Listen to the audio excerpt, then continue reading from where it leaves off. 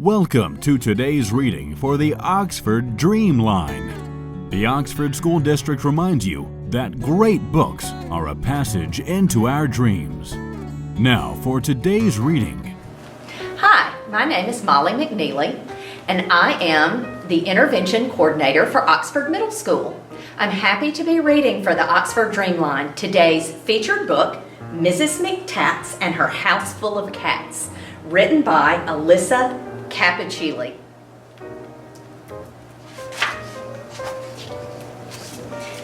In a small, cozy cottage lived Mrs. McTats. She lived all alone, except for one cat.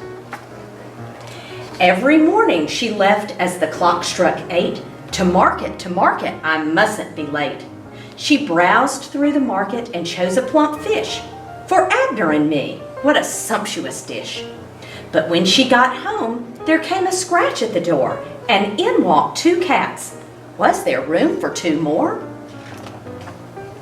"Come in, my sweet dears," said Mrs. McTats. "I'm sure I've got room for just 2 more cats. I'll call you Basil, and Curly you'll be. I only had 1 cat, but now I have 3. The very next morning, Mrs. McTats woke early. She stopped to pet Abner and Basil and Curly. To market, I mustn't be late. This chicken, I think, will surely taste great." But when she got home, there came a scratch at the door, and in walked 3 cats. Was there room for 3 more? "Come in, my sweet dears," said Mrs. McTats. "I think I've got room for just 3 more cats. Now give me a moment. What shall your names be? You're Dolly, you're Ernest, and Fuzzy makes 3. The very next morning, off went Mrs. McTats. "But what can I buy for my 6 hungry cats?" "I've got it," she said. "I'll make a nice stew." So she carried home beef and liver to brew. But back at home, there came a scratch on the door, and in walked 4 cats. Was there room for 4 more? "Come in, my sweet dears," said Mrs. McTats. "I know there's a place for just 4 more cats. 10's a fine number, 10 cats and me.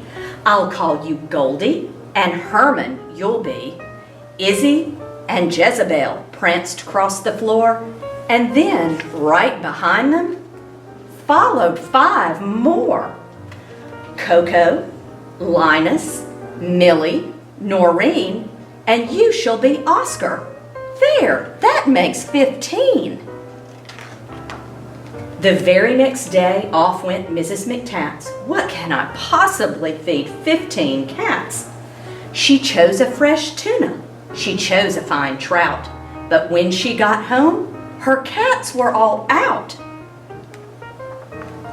She counted her cats from 1 to 15, but somehow 6 more cats had joined the scene.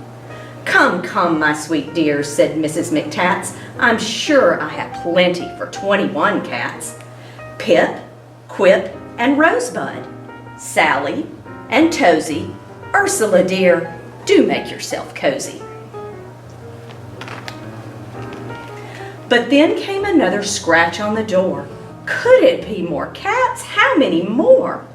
In came Violet, in came Winnie, and just behind a kitten she named Zinnie. In came Yodel, the last of the bunch. 25 cats ready for lunch. But something was missing. What could it be?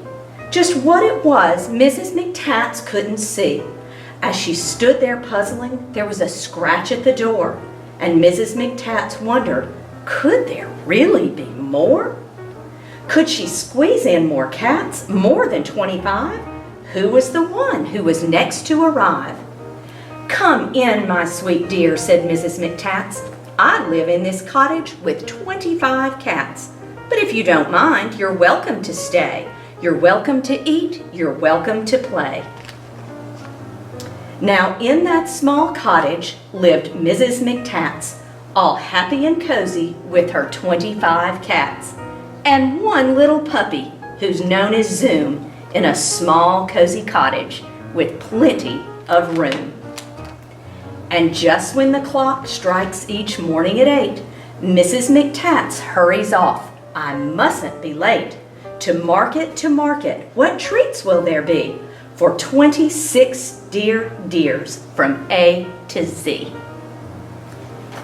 That was Mrs. McTats and Her House Full of Cats.